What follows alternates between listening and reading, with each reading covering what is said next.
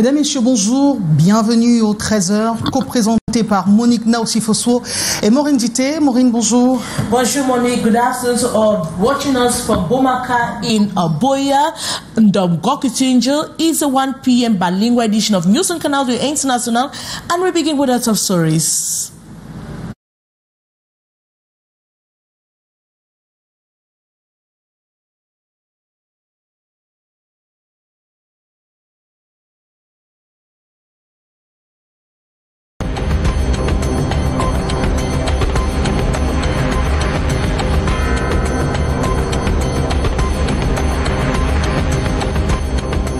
Le feu au marché central de Yaoundé, une cinquantaine de boutiques et magasins réduits en cendres, les sanglots et les larmes des victimes coulent à flot. Un énième incendie qui engloutit des dizaines de millions d'investissements. And commuters in some parts of Douala have faced hours of gridlock, with children arriving late to school and workers missing crucial appointment, residents round to crumbling roads and disruptive construction projects as the road causes of chaos. We'll tell you more in this edition of Newscast. Politique économique et monétaire de l'Afrique centrale, les chefs d'État de la sous-région mènent la réflexion depuis ce matin à Bangui, en RCA. Paul Biya, le président du Cameroun, y est représenté par le ministre des Relations extérieures, le jeune Belambela. Dans ce journal, nous retrouverons notre envoyé spécial Arnon Gefak en direct de Bangui. And a devastating fire early this Wednesday, September 10, has reduced to ashes many shops and storerooms at the Yaoundé Central Market. We'll tell you more in this edition of Newscast.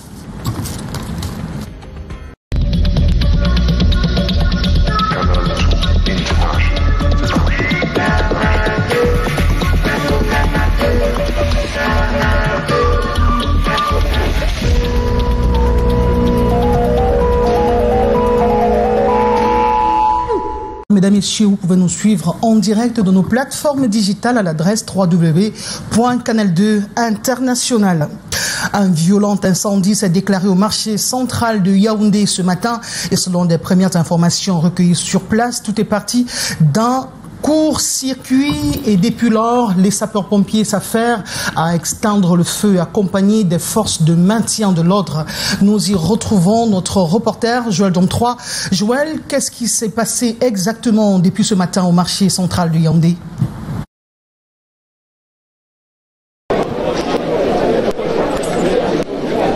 Nous sommes presque dans les décombres du marché central de Yaoundé, réveillé ce matin par un incendie ravageur. Comme vous pouvez le voir derrière moi, ces fumées indiquent qu'une cinquantaine de boutiques et leurs contenus sont partis en fumée. Ce matin, il était environ 7 heures du matin. Nous avons pu rencontrer l'une des premières sur les lieux. Nous allons la retrouver. Bonjour madame. Bonjour. Qu'est-ce que vous avez vu? Qu'est-ce que vous avez entendu? Bon, moi j'arrive souvent tôt le matin, je suis arrivée, il était 7 heures. Et du coup, nous sommes juste les voisins en face. Et maintenant, quand nous nous sommes installés, déjà quand on est installé, après le voisin sort, il crie la fumée. Quand nous sortons, on voit une fumée en train de monter. Noir! Ça montait noir. Il y a un voisin qui a appelé les sapeurs-pompiers. Plus à l'intérieur déjà du Bukavu, il y avait déjà le feu. Et c'était encore fermé. Maintenant, alors, on essaie de casser une porte pour pouvoir entrer. Quand nous sommes entrés, mon boss a pris l'installateur 9 kilos pour pouvoir aller éteindre le feu. Arrivé, il n'a pas pu, puisque ce feu était déjà enflammé. Et du coup, ce sont juste ceux de l'extérieur qui ont pu sauver certains de leurs marchandises. Vous venez de l'entendre de la voix de cette dame qui a vécu cet incendie du début à la fin. Et après, les dégâts sont énormes, les victimes sont consternées. Les sapeurs-pompiers arrivés tentent de faire ce qu'ils peuvent. Les forces de sécurité essayent de circonscrire tout cela afin que les opérations de sauvetage que vous voyez sur ces images puissent être réalisées. Mais ce que nous pouvons dire, c'est que les dégâts sont énormes. Les dégâts sont énormes en cette période de rentrée scolaire. Ces dizaines de commerçants ne savent pas où donner de la tête. Il faut dire aussi que selon les premiers recoupements, il se pourrait que ce soit un court-circuit qui soit à l'origine de cet incendie. Il faut décrier aussi le fait que les bouches d'incendie ne soient plus opérationnelles ici au marché central de Yaoundé. Comme vous pouvez le voir, c'est la consternation, la désolation. Des Camerounais ont perdu pratiquement leur gagne-pain. Marché central de Yaoundé, dans la consternation, la tristesse de cet incendie. Joël Jom 3, Samuel Ebakissé.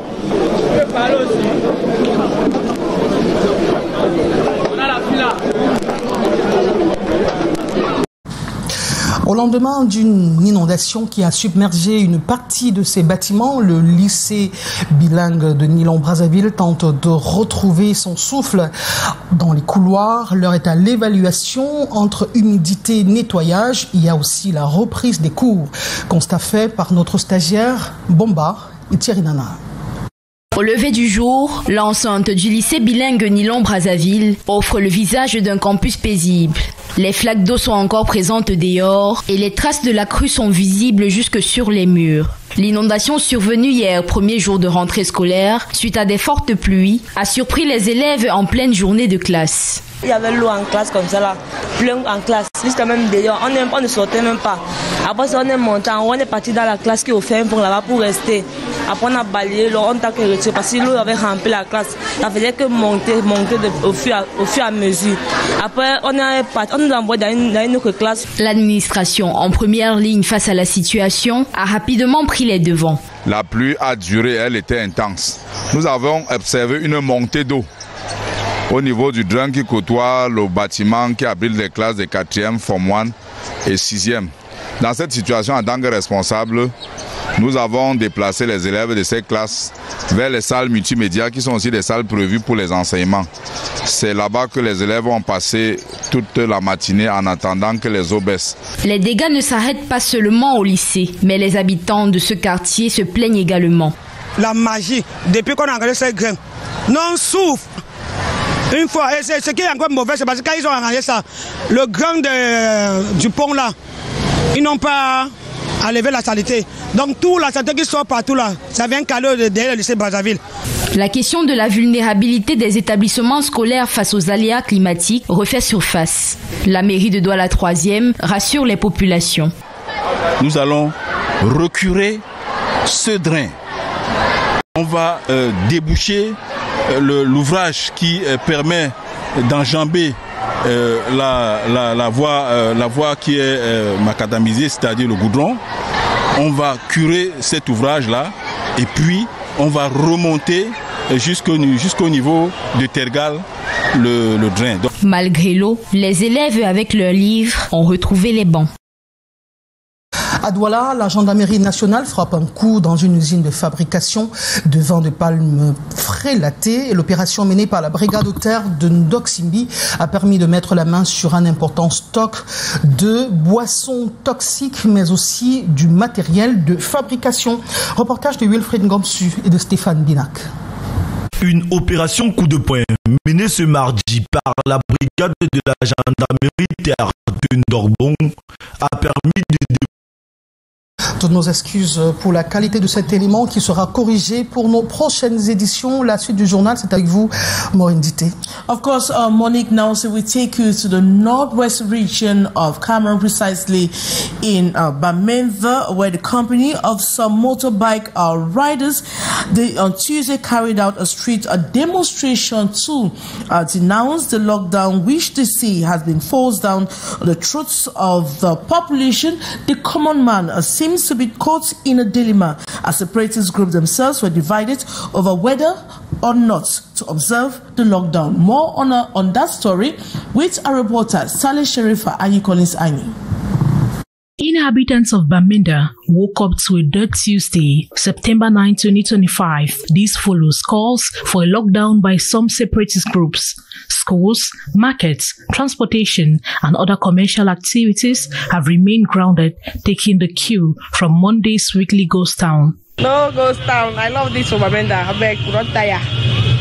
Meanwhile, other dissenting voices, still separatists, have been debunking the lockdown calls, stating how the previous ones have been to the already bewildered population of the northwest region. To make gains out of the controversies in the separatist camps and in the unexpected move in sharp contrast to the lockdown, Bamenda City Mayor Paula Chombong Tambeng later led a demonstration of about 100 commercial bike riders through some streets of Bamenda. For help for sustain the function of this town. The anti-lockdown demonstration culminated at the Grandstand Commercial Avenue, where the riders used their honks and whistles to make some noise across the quiet streets of the town in approval of the move by the mayor, as Bamenda residents hope to see a normal active day from this Wednesday. Commuters in some parts of Douala continue to face hours of gridlock, with children arriving late to school and workers missing crucial appointments. Residents have blamed this on crumbling roads and disruptive constructive roads, as the road causes chaos and their ordeals. In this report put together by a reporter, Saleh Sharifa. Second day classes after the new academic year, students were unable to get to schools on time. Workers missed appointments due to heavy traffic, which came to a near standstill during the early morning rush. I am out since 6 a.m. but traffic has been really slow. I even had some students in the vehicle, but they had to finish their trip on foot.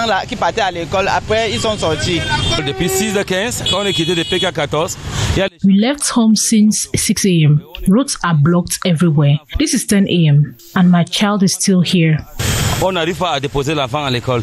Many blame the congestion on a combination of deteriorating infrastructure and ongoing repair works that have narrowed key roads across the city. Ici, on peut voir passer à cause d'un camion de pouzzolane. On peut simplement verser la terre. Les gens passent. Il n'y a pas une possibilité. Je suis passé même par le quartier. Ça ne va pas. Ça ne va pas.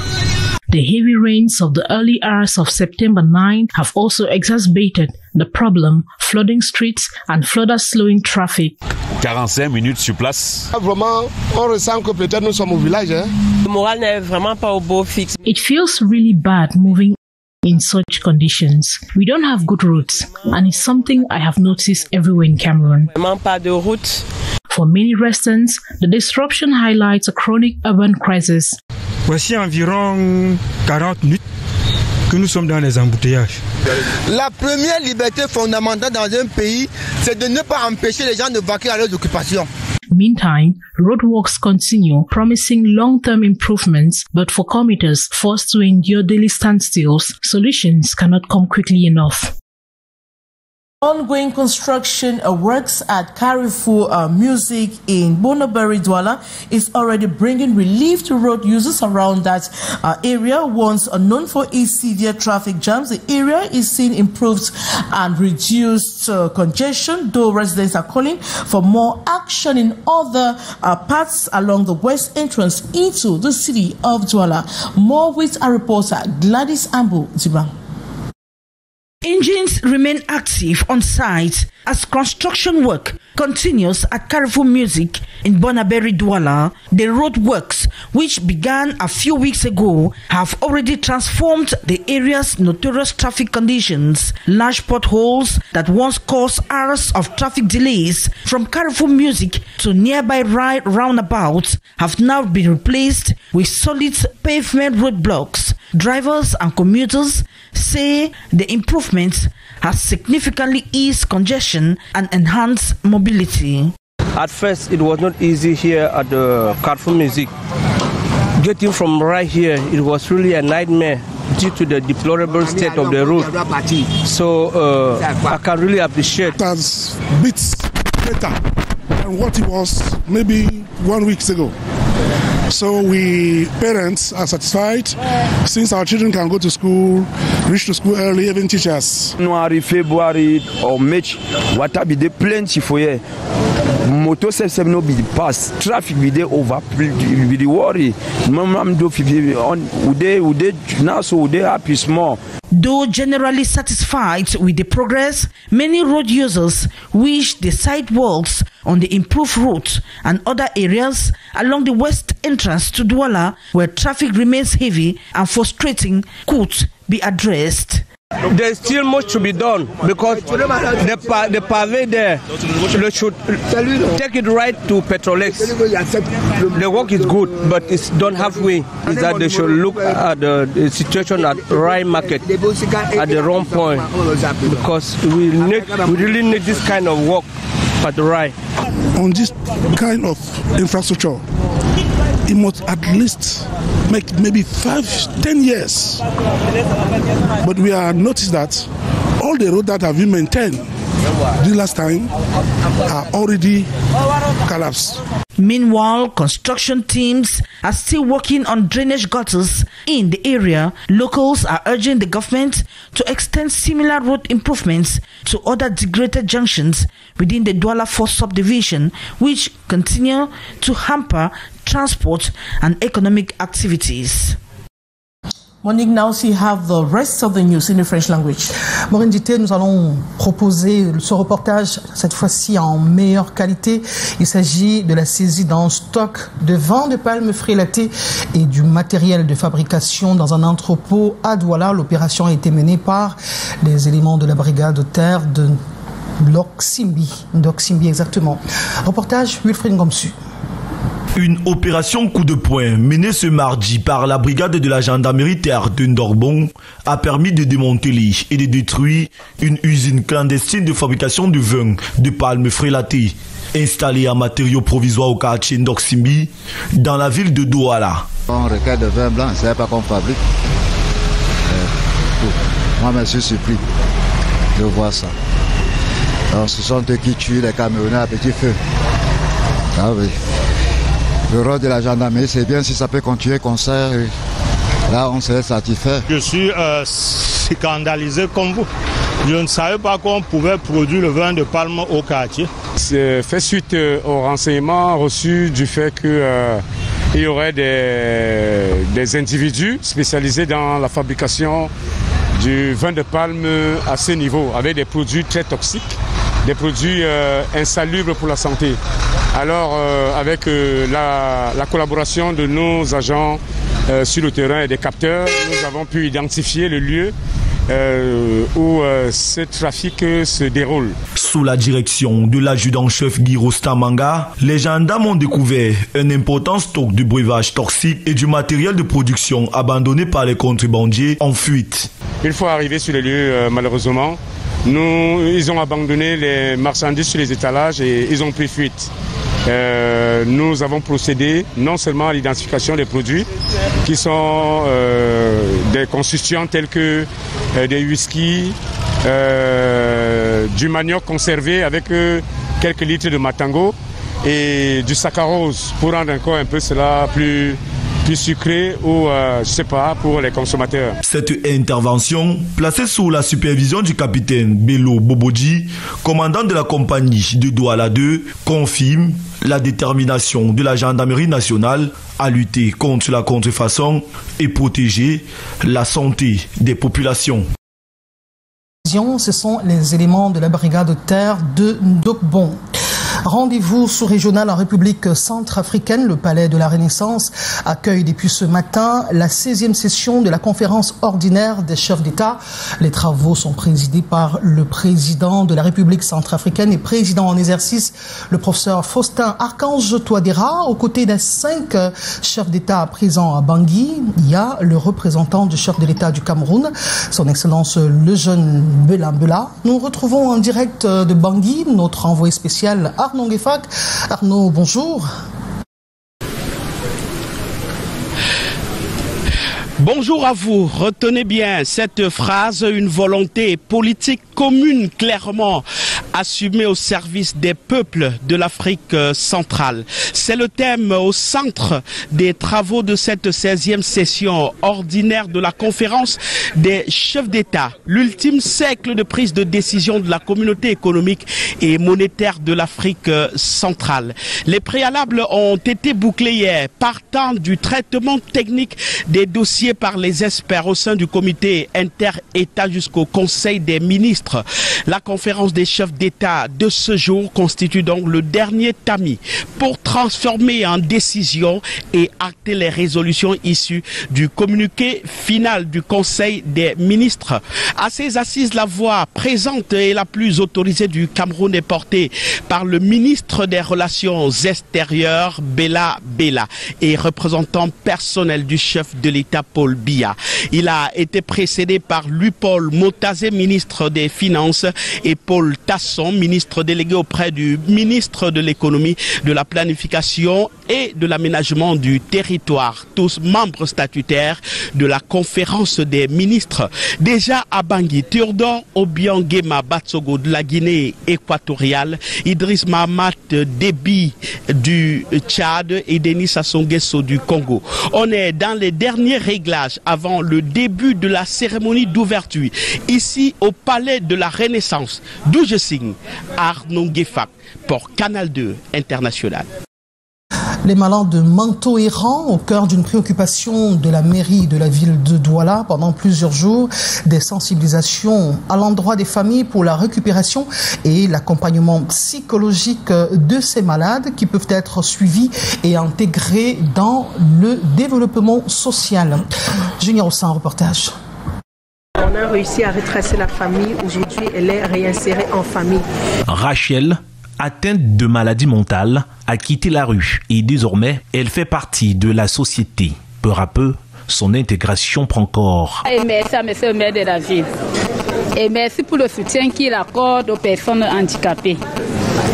Par son soutien, nous sommes comme tout le monde et nous nous sentons fiers. Merci. Sortie de la rue, les malades de Manteau à Douala est une mission que s'est assignée la mairie de la ville. Nous avons aussi des sensibilisations pour démystifier la maladie, pour dire que c'est pas de la sorcellerie, c'est pas une fatalité. La campagne sur la maladie mentale et errante qui s'achève ce jour vise à impliquer les membres de la famille dans le suivi psychologique du malade. Au niveau des familles, concrètement, il faut que les familles soient éduquées. On parle de psychoéducation. Psychoéducation, ça veut dire que les familles doivent apprendre comment on se comporte, quels sont les signes et symptômes, comment est-ce qu'ils doivent être et se comporter avec les patients atteints de maladie mentale. Durant plusieurs jours, de nombreuses familles ont été outillées autour du thème « Je suis atteint de maladie mentale, mais je reste humain ». Danse, sketch et cadeaux ont meublé cette clôture ici au centre médical d'arrondissement de Ndorpassi 3 à Douala. Plus de valeur aux produits camerounais. Comment s'adapter, survivre dans une sphère économique en pleine mutation. C'est dans cette optique de répondre à ces questions que de nombreux hommes d'affaires camerounais ont mis leurs connaissances à jour et compétences via le programme Think Vocate Africa 2025 du rendez-vous économique de grande envergure nommé Turkaba. Ils ont acquis d'universitaires turcs et belges des outils essentiels à la transformation de l'économie camerounaise en particulier et africaine en général. Janice Wongchuang, Serge Alain Zibou. Se réjouit d'accueillir. Un programme taillé sur mesure, c'est ce qu'offre Think of It Africa 2025, tenu ces 8 et 9 septembre à Yaoundé. À ce rendez-vous du donner et du recevoir, des hommes d'affaires camerounais sont à la recherche de solutions compétitives et de solutions technologiques innovantes. Pour le cas de ce programme, on parle du secteur de l'industrie automobile avec l'idée de mettre en place des unités d'assemblage des tracteurs, des minibus, également le secteur de l'électricité, le secteur de la santé avec des solutions qui permettent de guérir plus rapidement les plaies dues aux maladies comme le diabète. Ils veulent surfer sur la vague du saut technologique pour booster leur business et se positionner comme l'élite de la sphère économique privée.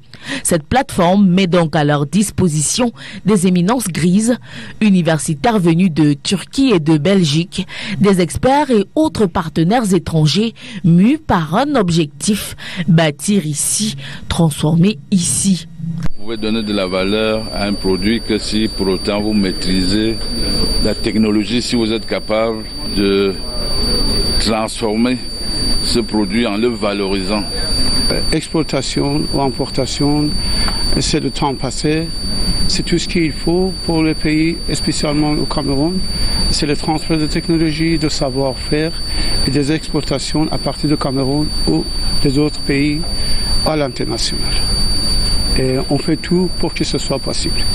Cette session de formation annuelle trouve donc toute sa pertinence pour le monde des affaires dans un contexte marqué par l'import-substitution qui appelle les Camerounais à rompre avec leur dépendance. Culture à présent, accroître leur visibilité, professionnaliser leur image et développer de nouvelles opportunités, entre autres objectifs qui ont nourri la création de 30 sites internet. Le projet porté par la mairie de la ville de Douala, une initiative qui vise à promouvoir la musique camerounaise. Lesline Poumetia, Thierry Tinda. Henri Tinda. Je chanterai de tout cœur les merveilles de mon papa Yahweh. Une chanson pour exprimer sa reconnaissance. Son rêve de disposer d'un espace digital se concrétise. Elle fait partie des 38 artistes musiciens bénéficiaires d'un site internet. C'était un rêve pour moi et d'avoir en même temps un site. Nous vous promotons que nous aussi, nous serons un exemple. Ces outils numériques la permettront d'accroître leur visibilité et de participer à la promotion de la musique camerounaise, sur le plan national comme à l'international. L'évolution de la technologie nous contraint aujourd'hui les uns les autres et c'est pas à moi de vous l'apprendre. D'avoir quand même des éléments et des outils qui nous permettent de mémoriser nos souvenirs, de mémoriser et d'enregistrer nos vies parce que demain on ne sera plus là. La technologie impose. Ils ont reçu des modules de formation sur comment se déployer sur ces sites internet. Il y avait une très bonne technologie, une très bonne technologie derrière que nous on ne maîtrisait pas avant. Une initiative de la mairie de Douala Premier et l'Union européenne. Nous sommes dans une période très délicate où la transition n'est pas seulement écologique, la transition elle est également numérique, dans le sens où nous devons avoir des citoyens qui font du numérique un outil important. L'inauguration a eu lieu le 9 septembre en présence de plusieurs icônes de la musique camerounaise. Maureen Dite, you have the second part of the news. Monique, now see we are talking about sports, and I think that you have to take the reports of Mathieu Ofangwa since you have a brief in sports. Of course, nous allons justement, après cette note que nous propose Wilfried Ngomsu, les Lions Indomptables se sont inclinés hier soir après face au Cap-Vert sur un score d'1-0 pour la 8e journée des éliminatoires du Mondial 2028-26. Une défaite qui fragilise les chances de qualification du Cameroun, désormais deuxième du groupe D, derrière les requins bleus, leaders avec 19 points. Ce matin à Douala, les réactions des supporters aussi entre colère et espoir. Certains dénoncent les faiblesses défensives et offensives de l'équipe, tandis que d'autres croient encore au sursaut des hommes de Marc Brice. Des réactions à écouter au micro de Wilfried Ngomsu. Un seul être vous manque et tout est désorganisé. Michael Gadue-Gadui peut être considéré comme la pièce manquante du puzzle de Marc Brice. Le défenseur du Beijingguan était le grand absent du 11 en cran de Marc Brice cet après-midi face au Cap-Vert. Un 11 avec des questionnements d'ancré. Visiblement, c'est le même système de jeu que lors des dernières rencontres. Un 4-3-3 avec cette fois une défense sans son taulier, le très expérimenté Michael Gadue-Gadui. Après un 0-0 en première période, les Lions Indomptables vont se faire surprendre en début de seconde période par Dailon Livramento à la 54e minute de jeu. Sans avoir les moyens de répondre, les Lions vont subir face à une équipe moyenne du Cap-Vert. Aboubakar Vincent absent, Brian Bemo fantôme, Georges Kevin Koudou invisible. Le Cameroun a été dépassé par une équipe du Cap-Vert, visiblement très entreprenante sur l'ensemble de la rencontre. Les Lions Indomptables perdent 1-0, place désormais aux 2 prochaines rencontres de cette campagne de qualification, face à l'île Maurice et à l'Angola en octobre prochain, en espérant 2 faux pas des requins bleus du Cap-Vert. Qui a failli tromper Vonzina. Les pronostics de la rencontre d'hier. Dans nos prochaines éditions, mesdames et messieurs, nous vous disons merci d'avoir été à nouveau des nôtres pour ce rendez-vous de l'information bilingue sur Canal 2 International. Le prochain rendez-vous avec l'information, c'est à 15h30, Écho des régions, 18h15. Prenez rendez-vous avec Henri Kedjan Atembe dans le journal en anglais, 19h50. Alain Ghislain Kanga sera des vôtres dans le journal en français, grand format. Pour inviter, nous donnons rendez-vous aux téléspectateurs pour demain pour une autre édition du 13h sur Canada International. Of course, Manu will take another rendezvous same time tomorrow. Good day.